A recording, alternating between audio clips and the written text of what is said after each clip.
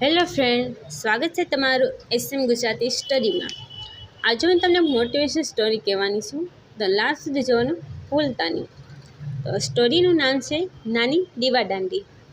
એક નાનું ગામ હતું, ત્યાં એક બાળક દરિયાકાંઠે રમતો હતો। સાંજ પડી ત્યારે અંધારું છવાઈ ગયું। બાળકને ડર લાગવા લાગ્યો। તેણે પોતાના પિતાને પૂછ્યું, પપ્પા, અંધારામાં આપણે કેવી રીતે રસ્તો શોધી શકીએ?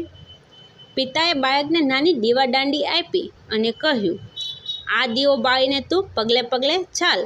આખો રસ્તો ક્યારે એકસાથે દેખાતો નથી, પરંતુ તારા આજુબાજુનો રસ્તો ચોક્કસ પ્રકાશિત થશે। બસ તું એક ડગલું ભરીને આગળ વધતો રહેજે।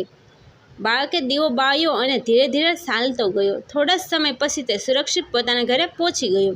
તો આ સ્ટોરીમાંથી શીખ આપણને એ મળે છે કે જીવનમાં પણ આપણે ઘણી બધી વખત આખો રસ્તો દેખાતો નથી। મુશ્કેલીઓ અને અંધકારથી ડરવું નહીં, બસ નાના પગલાં ભરીને આગળ વધતા રહો તો સફળતા ચોક્કસ મળશે।